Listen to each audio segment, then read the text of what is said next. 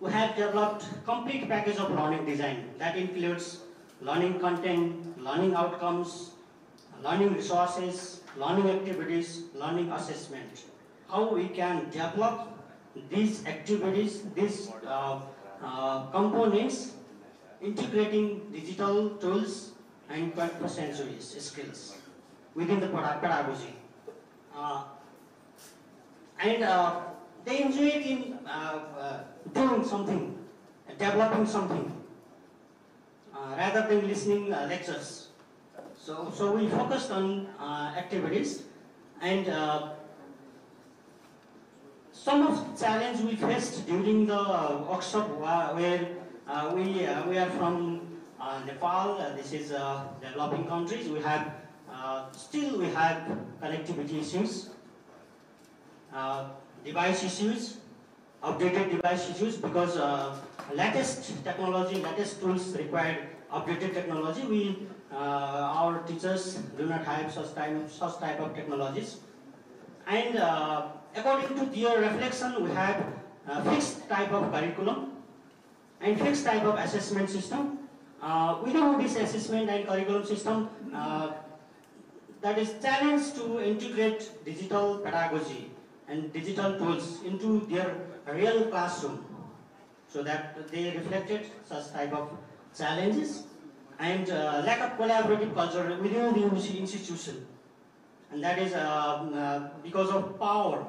Shreya yesterday mentioned that title matter more in our institution other than knowledge.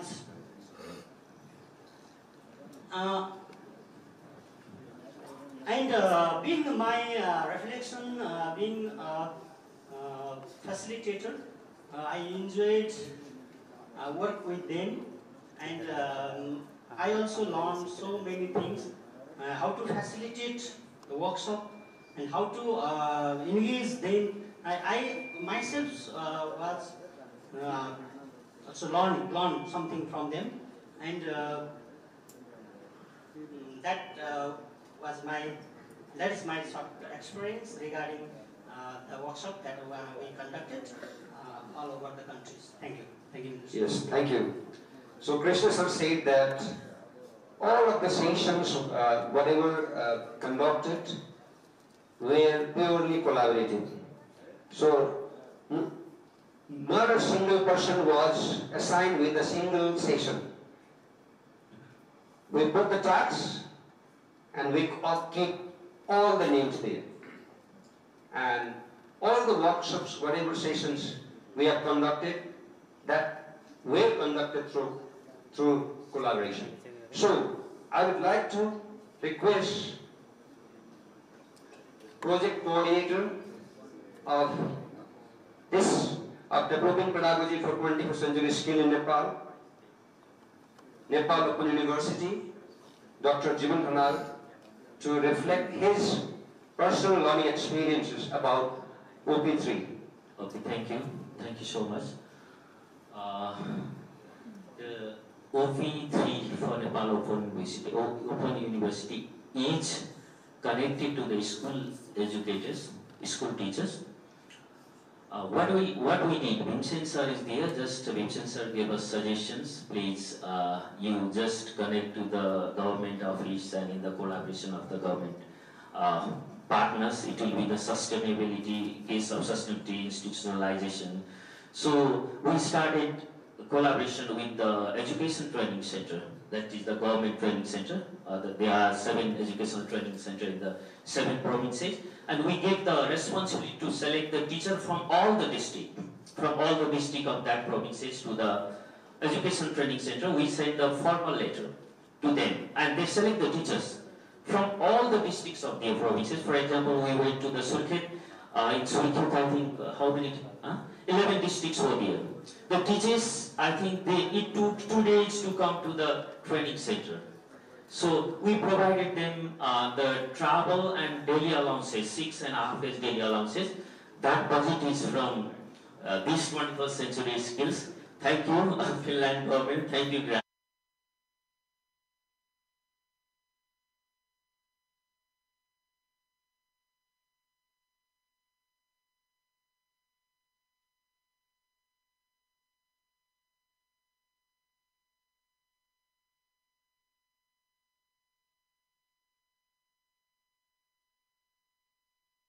digital resources there, and all students will be using the digital tools or laptops or mobile in the classroom. In all cases, the situation was not that, because the teachers get the skills, but how they can carry that skills to the classroom is still the matter to think.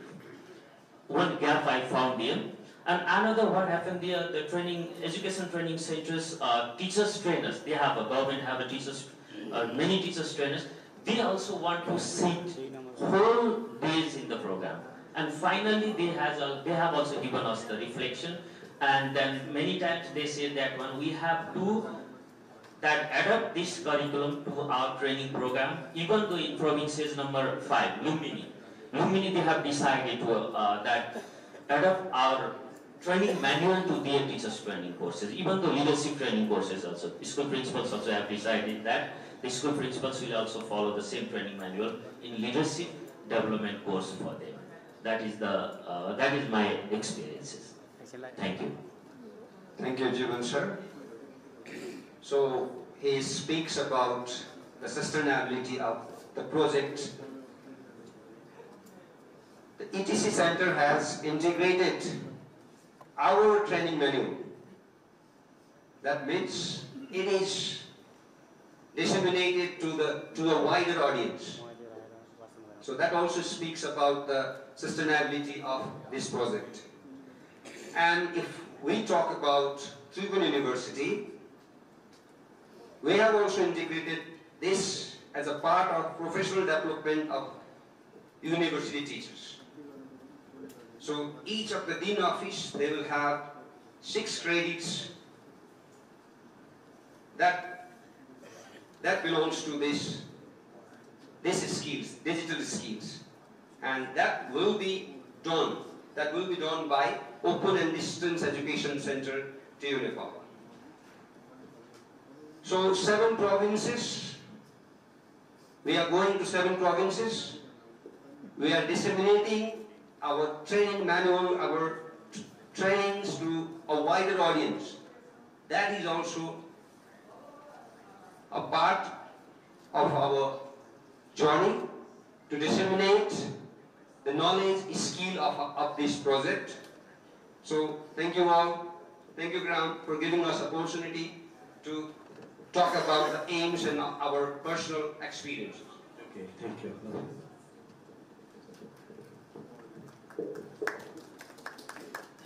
Thank you very much team, and you're welcome Indra. So there we are, 3 outputs, 3 teams, 3 very enthusiastic groups of people talking about what we have achieved. As a consortium, we think we've done quite well. We think we've met our targets. We think we've exceeded our targets in some cases. But have we? Okay? As I say, we think we have. But don't have to take my word for it.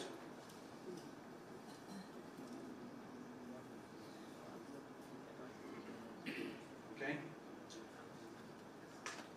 Please, Heidi, would you?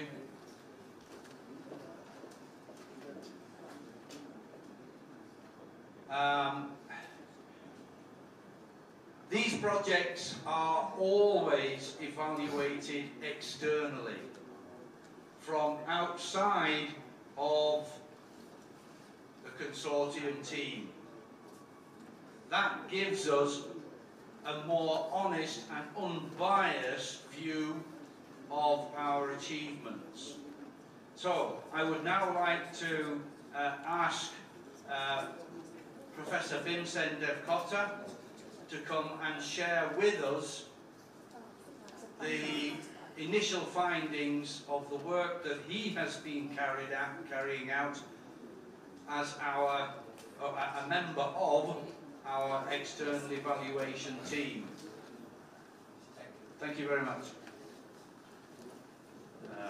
Thank you, Graham. I should say good morning still, yeah? morning, everybody.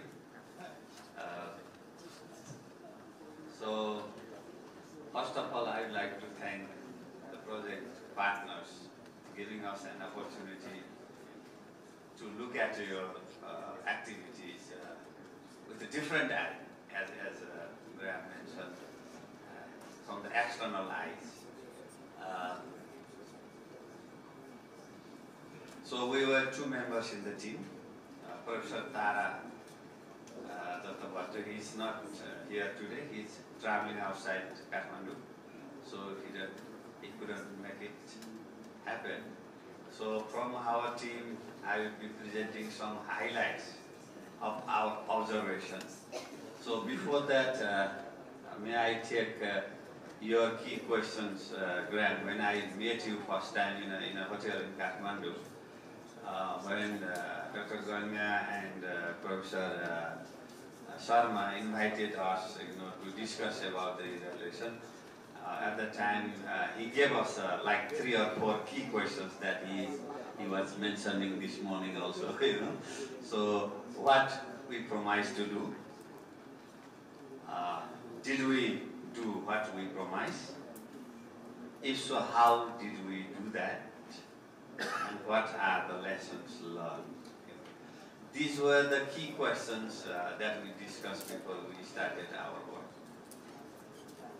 So this morning you have heard beautiful, the stories and evidences from the dream team, I should say, the dream team.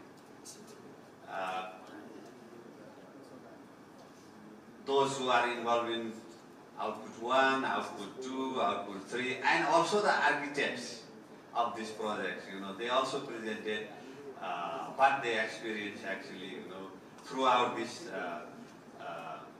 moment, throughout this course. Slide on. Okay? Yes. I have some slides. I have given it to him. Oh, well, there I have it.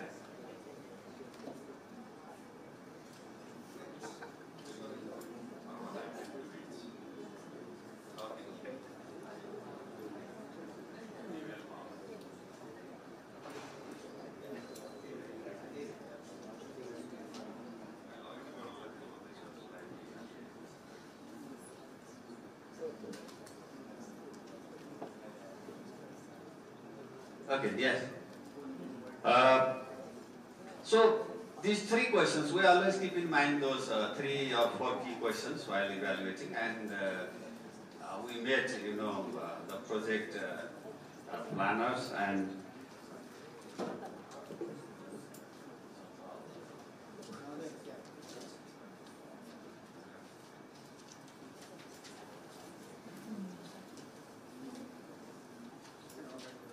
okay, so we had meetings with the NOU team.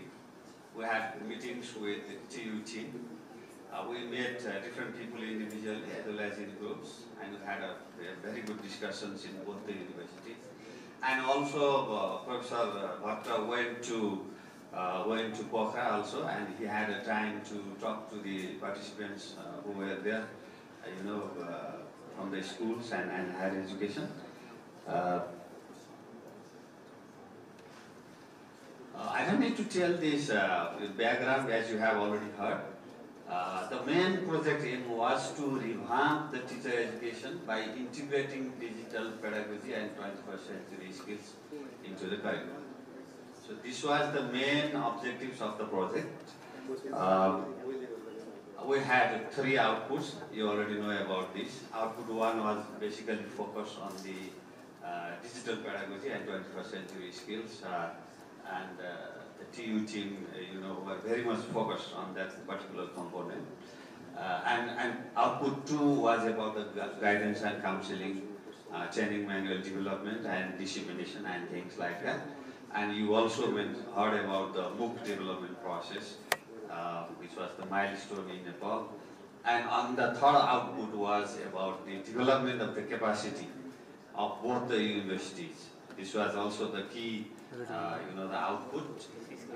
and also we disseminated the materials that we developed throughout the project in different provinces. These were the three key project outcomes. So what we did under these three projects, this has been already discussed and presented beautifully. I don't need to tell you. So I will skip this. So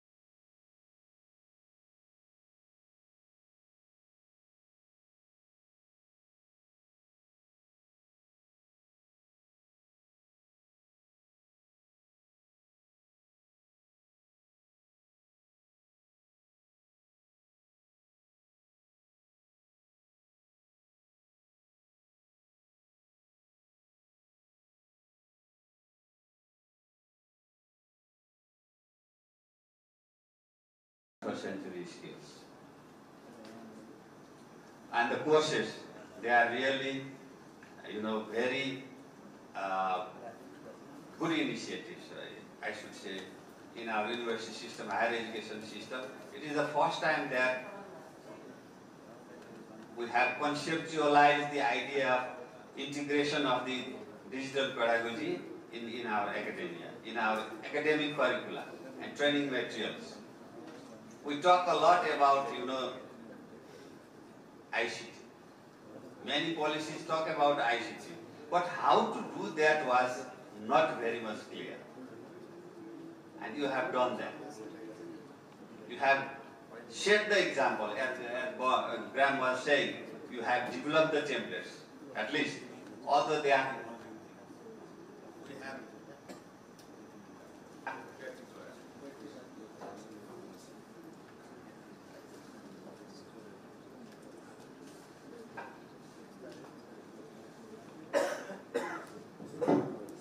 Now we have the very good templates and the examples.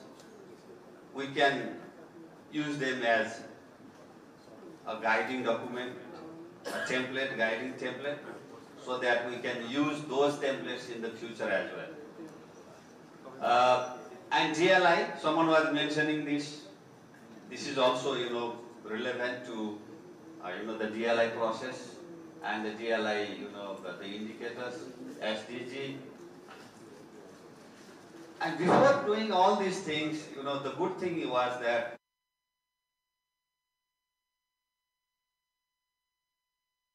and based on those gaps, you have developed the activities, project activities.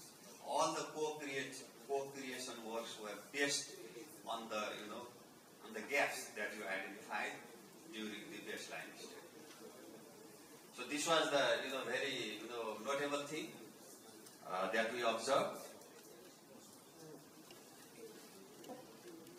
And at the master's level, for the first time in our universities, we have introduced the master's level curricula in digital pedagogy, 21st century skills. This is a big achievement itself. So we don't need to tell you how relevant is this activity, this curriculum in our university system. Both at the MLU and TU, and you have done very exemplary work, and they have focused on our policies. And one of the outstanding things, that we observe in this process, co-creation process, is the technical support provided by the northern partners. And they are, incredible, actually.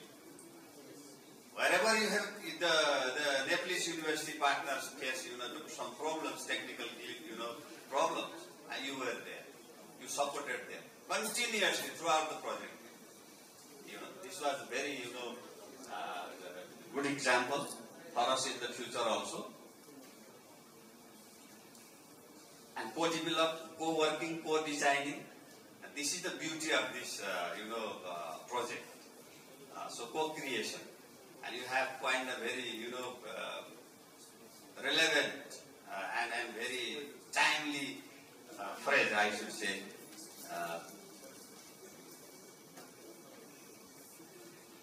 And the induction project that we discussed, during our presentation also, participant presentation also.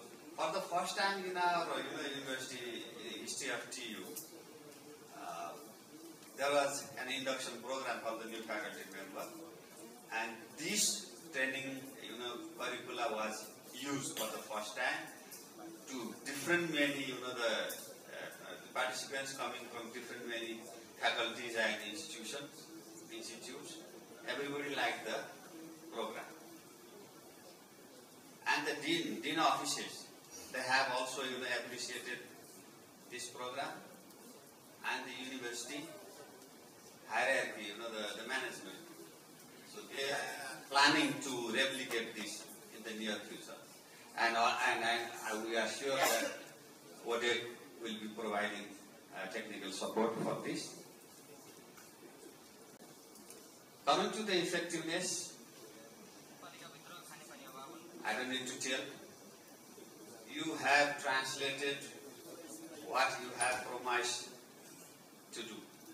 That means all the courses are developed, curricula have been developed, training manuals have been developed, even the MOOC, the online, the massive online, open online curricula, the course has been operationalized, and the interested, and the eligible teacher educators, the teachers, higher education experts, they can use these resources in the future.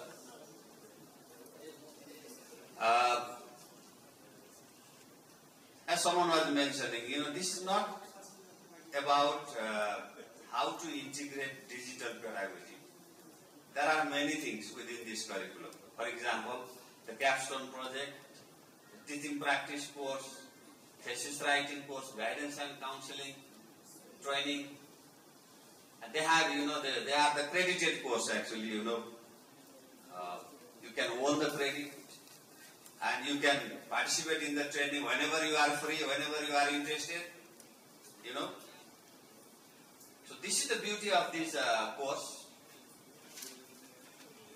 and that integrates the key 21st century skills in the training curricula.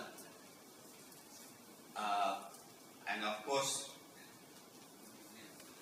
we have two big partners in Nepal with different, nature and different aim. Sometimes we were reported that you had problems in working in the team because of the different nature of the curricula and different interest of the university. So, but you made it. One of the things why the process was delayed was because of the different. One reason was the big team, having a very big team, coordination and management of the big team was itself a challenge. And the second thing was that, as Jivanji was mentioning, Jivan Khanal was mentioning, finding appropriate people, working in the team was also a problem in the beginning. Where to get them, how to retain them, how to engage them was a problem, a big problem in the beginning. But you have managed it and finally come to your conclusion. And COVID, it's made a great impact actually on the project. And the program was very much relevant in the COVID context. But the COVID itself was a problem, for the project. So you emerged out of that issue, that problem also. And the partners organized many virtual meetings, discussions, through emails, through other media, and you managed to communicate well, and you recovered the losses made by the COVID pandemic. This was a great effort actually.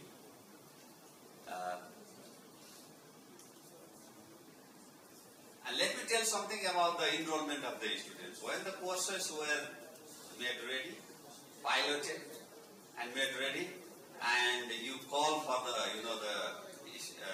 enrollment of the students, and many students applied.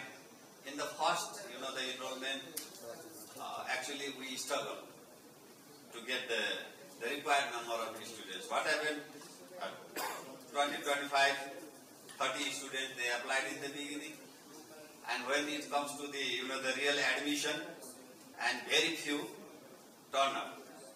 And in TU, for example, 20 students, the required students enrolled, but after some time, in both the universities, there were some dropouts. So our suggestion was, try to retain them. What makes them retain?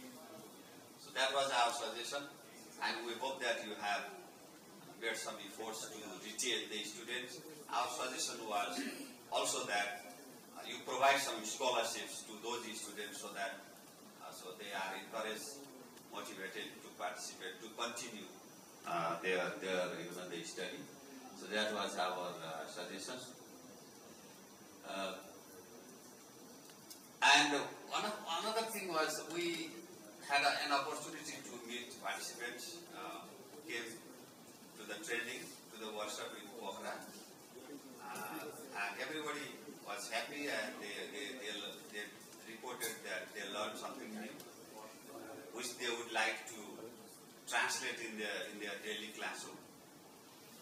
But we kind of feel that there are the gap in selecting the participants.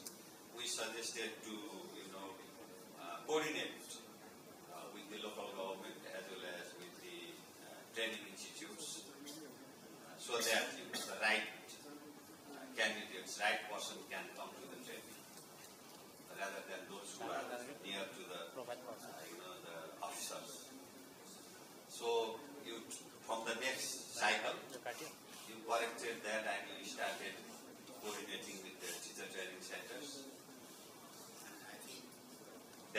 worked well. So you have also used the lessons learned, throughout the process. This is also quite praiseworthy. And gender, I don't need to talk much about it.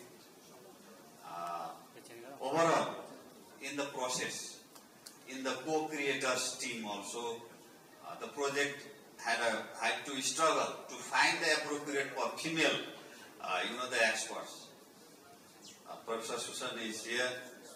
She also highlighted that, gender is one of the, issues always in such a project. Finding right people, from, right sector is a challenge. And there were few female experts in the team while developing the course from both the university. But that was the most, appropriate strategy. You call upon all the, the female experts to participate, and whoever were interested and available and had expertise, they were, engaged.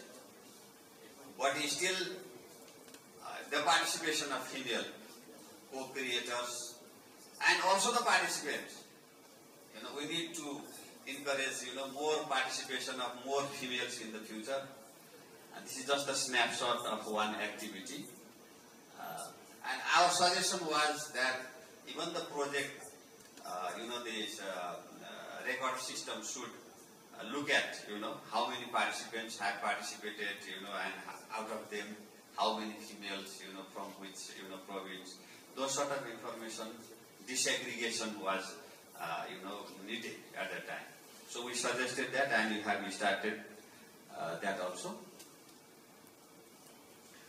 Though our mandate was not to look at the cost effectiveness, but whatever anecdotal we collected from different project stakeholders and the beneficiaries suggest us that the project was a very cost effective. It was low cost but with high impact project activity. So this was our observation. And the communication, when it comes to the efficiency, as colleagues were also highlighting this morning, we had a better communication between the project partners. We also, observed the same, we were also reported the same phenomenon. The communication was good, coordination was good, support system was very good, and the collaboration was good, and that's why the co-creation really worked. Yeah. That was our understanding. And the commitment of the partners was very strong, which is a must for the success of the project. Collaboration and commitment, fulfillment of the commitment. These are the very important aspects of any successful project that we observe here as well. So ambiguity and overlapping, I already mentioned. We were developing the same curriculum but from different universities in the beginning. There was a kind of duplication in the beginning. We were new. And later on what happened? We specified our role, right? I know you're looking at the more focusing on the school system, and TU more on the higher education system. So there's a great amount of learning and revisiting the cycle, I should say. So that is one of the good aspect of the project, that made you successful. So impact, it is too early to say something about the impact because we are still working. But there are some indications of impact. This project has a far-reaching impact, in Nepal's higher education system, school education system. When it comes to the burning issue of 21st century skills and integration of the digital pedagogy. This is you have created a milestone actually. And you have trained number of people, several people in digital pedagogy, in integrating digital pedagogy and 21st century skills into our curriculum. That indicates the sustainability of the project in the future. Nothing is sustainable, if you ask me. This is a relative thing. But you have strengthened the system, our university system, our faculty, our teachers. That means they have greater potential to be involved, to be engaged in the future in designing the curricula, in developing the training materials, in translating what you have learned to the classroom, whether it be in the higher education or in the school system. And we have now a resource pool. When we had a COVID pandemic in the beginning, we didn't know, where is the resource? Who can help us? There was a chaos actually, The government decided to implement virtual classes, but how to do that? Where are the resource persons? Where are the people? Who has the experience, But this project, gave us something, at the time also. And we started virtual classes and meetings and so on. And we had at least, resource materials and resource people, the resource pool, which could be utilized, during the time of the crisis.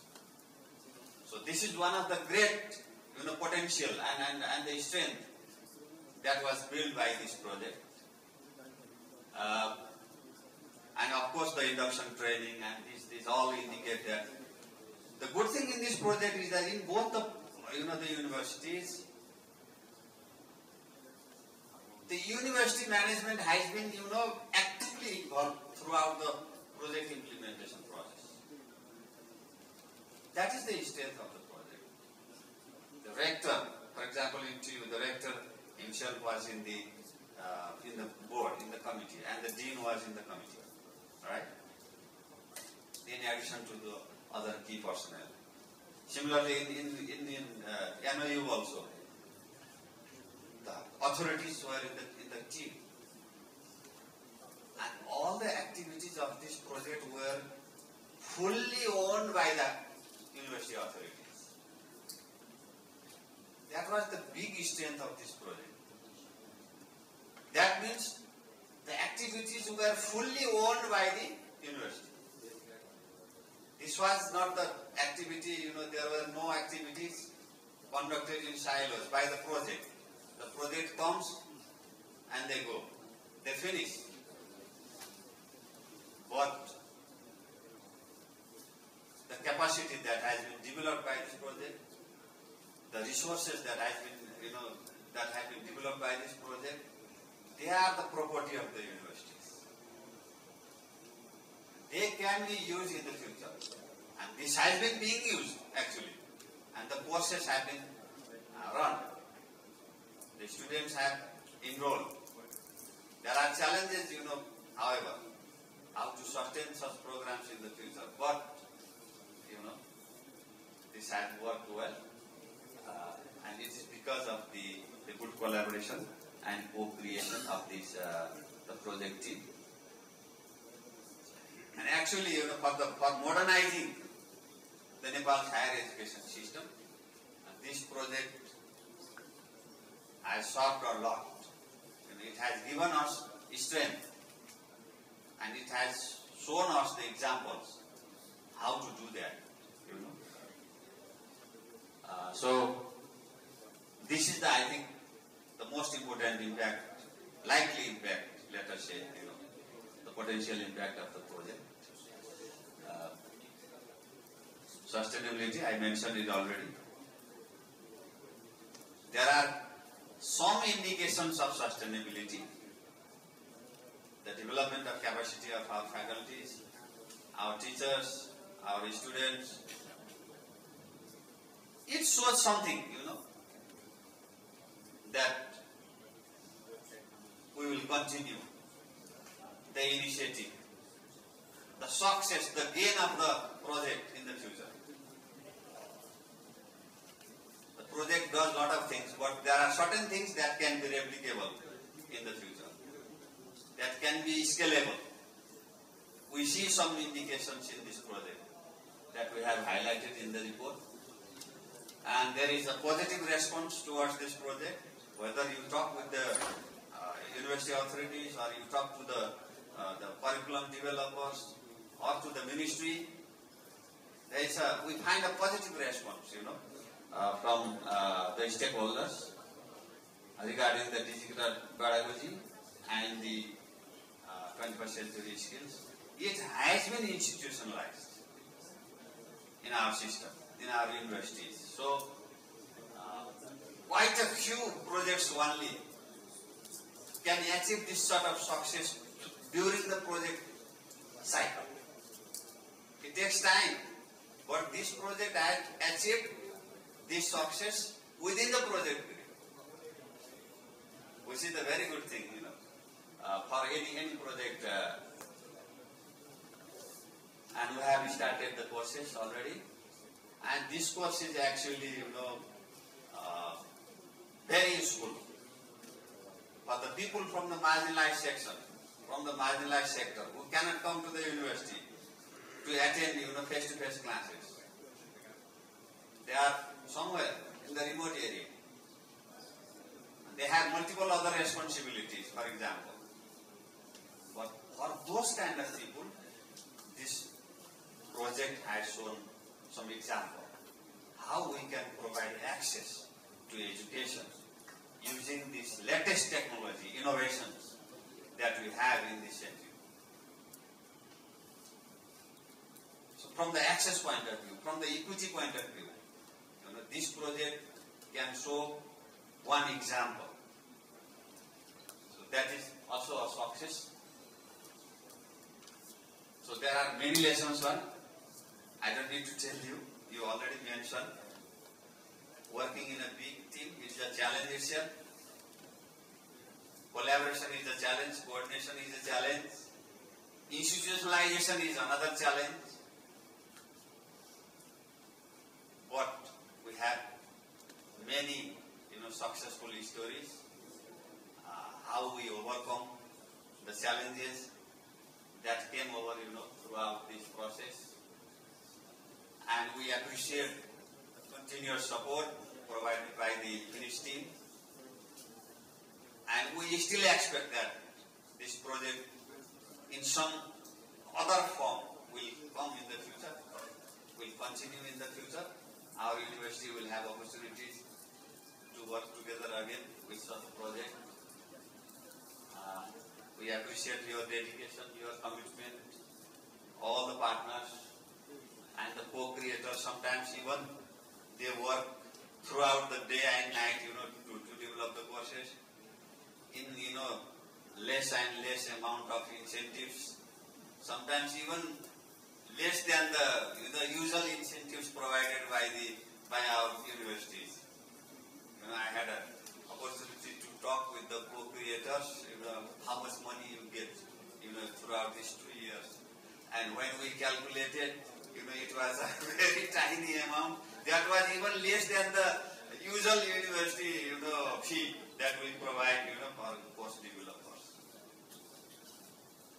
That is the kind of, dedication, commitment that you had. We appreciate your energy and your level of, effort that you made. And one of the things we suggested was, you need to have more follow-up and monitoring of what you have done. You have trained many people, right? What are they doing now? At least within this project period, you can have some, sample kind of, the surveys. You can meet some people through, the social media or through, telephone, and follow them up, what they are doing, how much they are benefiting. I'm going to finish, yes. Okay, I don't need to tell it. We have mentioned in our report the difficulties, the hardship that you faced throughout this project period. We have discussed most of these issues already.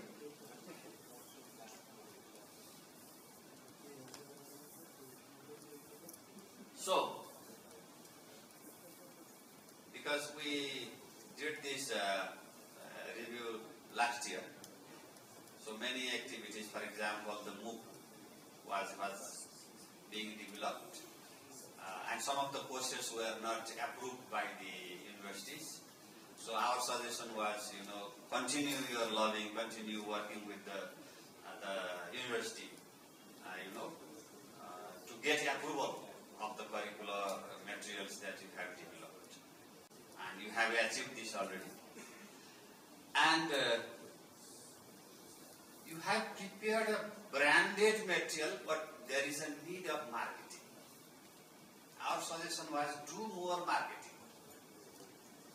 Your product is good, but no one will buy it unless people know that this is good.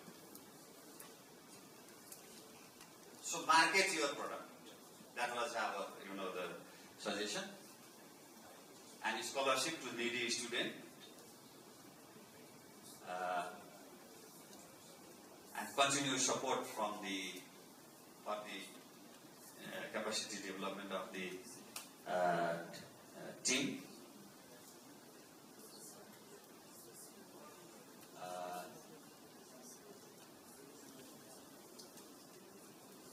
The question of translating to the classroom. We have provided many training to many, trainers, teachers, both from the university and the school. But implementation of the skills, the knowledge in real life is very challenging.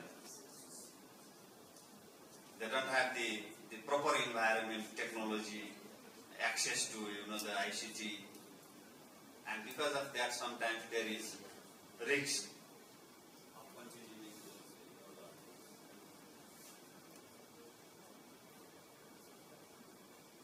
Okay, these are the again another fancy.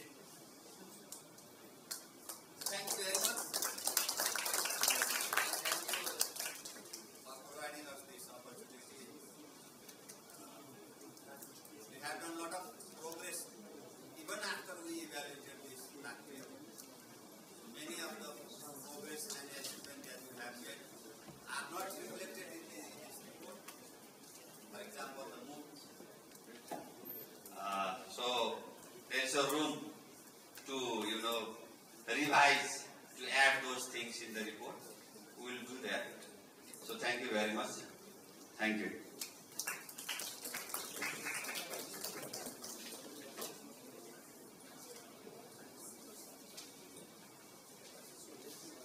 Thank you very much indeed for that overview, Professor Vincent. It seems that although there are things that still need to be worked on, there are still things that we need to achieve, which is normal. Our optimistic view of our work is justified. Yippee! Now, just before we break for lunch, unfortunately, one of our esteemed guests has to leave us due to pressing events elsewhere. And so therefore, I would like to ask the Rector of TU, Professor Khadga Kaisi, please step forward, if you would, sir.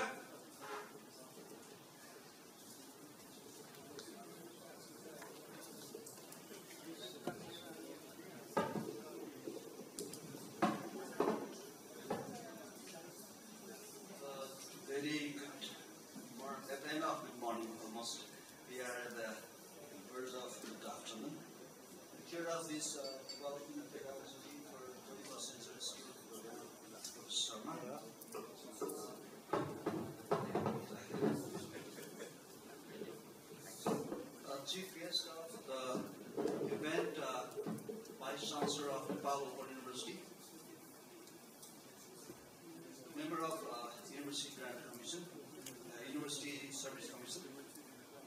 directors of Tribhuvan University, professors from two universities from Finland and TU, and Nepal University, a diplomat from Embassy of Finland, other distinguished ladies and gentlemen.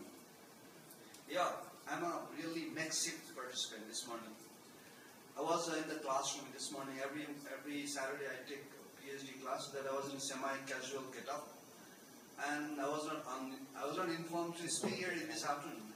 And my vice chancellor asked me to go as a representative of the university, so that I was from the classroom, so that I was, unlike being a student of diplomacy, I'm really much kind of like different out here.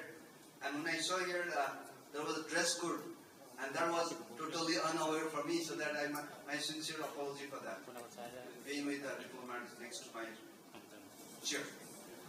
So let me, even being a makeshift speaker, I have to speak few words, learning from Lekhnath sir and many other presenters here.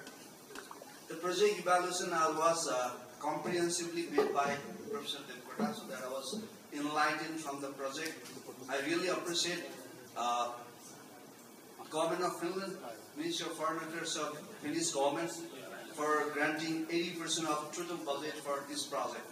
So that on behalf of Tribhuvan University, being a citizen of this country, I'm really thankful for the incessant cooperation from the Finnish government for the socio-economic development of this country, and especially for this project and more beyond from now on, especially for education and higher education and quality education. So in the meantime, two universities which are the stakeholders of this project, I really could, I'm not sure whether I can make correct pronunciation, YAMK and University. And all the faculties, all the professors, those who are engaged with this project from two different universities, from Finland and Nepal Open University, two project leaders, Professor Sharma and Professor Dr. Gautam, and all, everyone, those who are engaged with these projects. Thank you very much for your hard work, and especially this project was, probably it was challenging, however it was a kind of like luck for two universities to sensitize what we could like do in the digital technology introduction, the knowledge production and knowledge like impartment, because it was happened during the COVID-19. Probably if it was not operated during the COVID-19, yes, is rational. Justification would be something other way around. So when I learned, I heard from Ganga Gautam sir during the COVID once in a while. So that was really much, I didn't know about the whole project, like project objectives, aims and operational guidelines. But at least when they started to work during the COVID-19, the rationale of the project was furthermore like heightened because of that COVID-19's time. Digital technology was kind of like fundamental for every teaching learning process during the COVID-19, and it has added value through this project and sensitized our among the stakeholders in this country, especially through these two universities. So I'm really much thankful for developing, creating, operating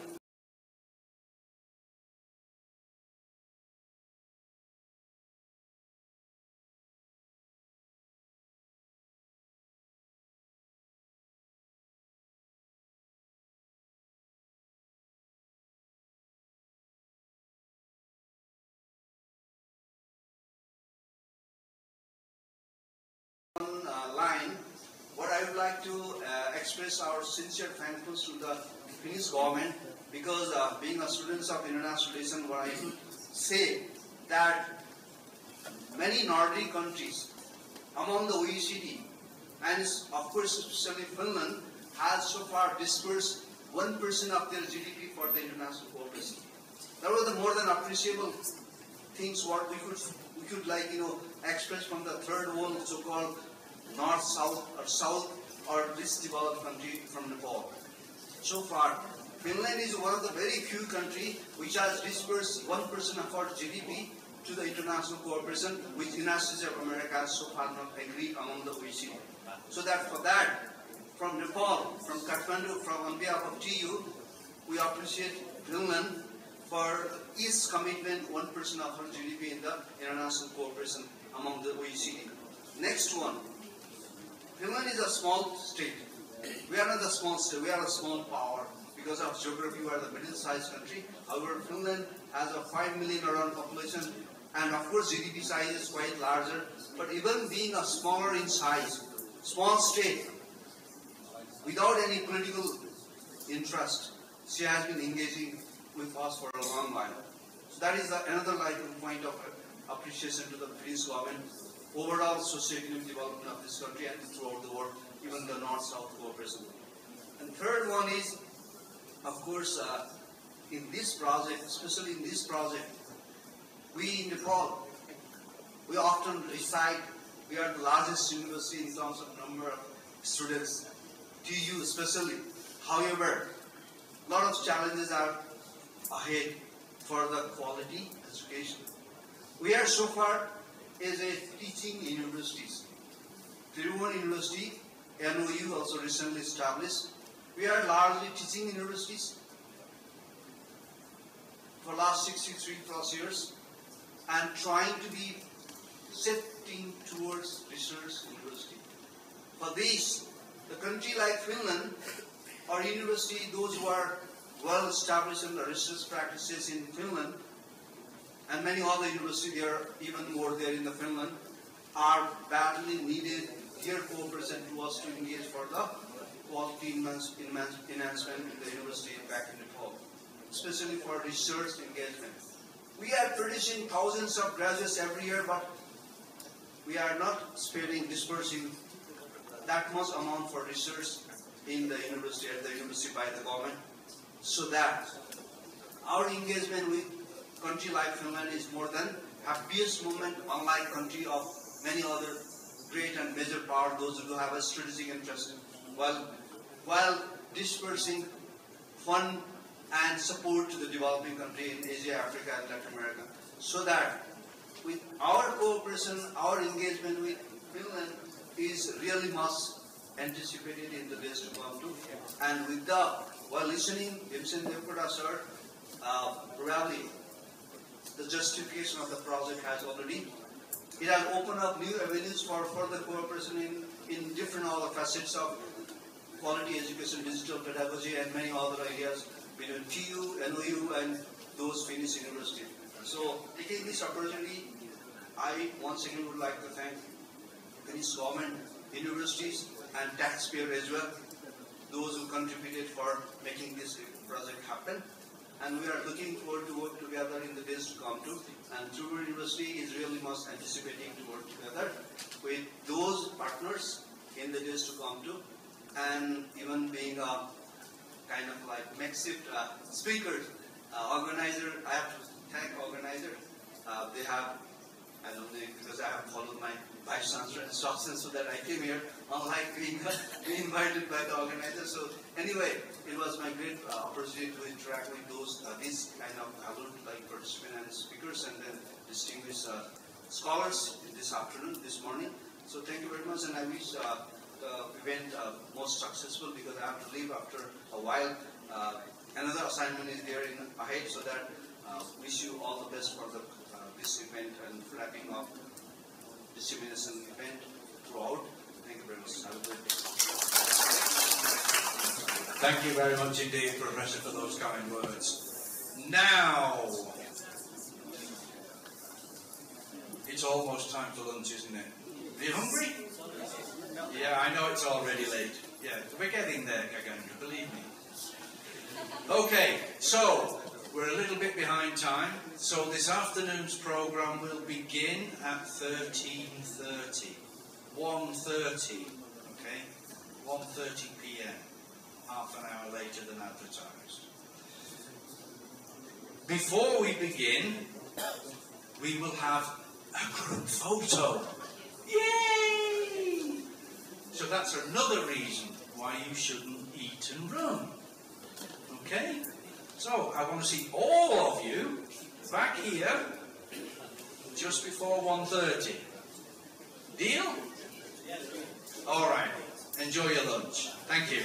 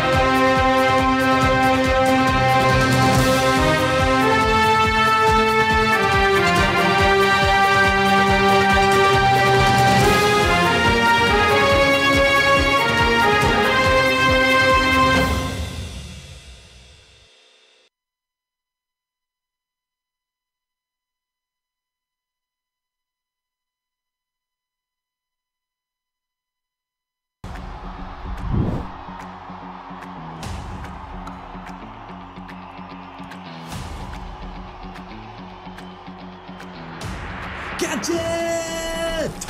अब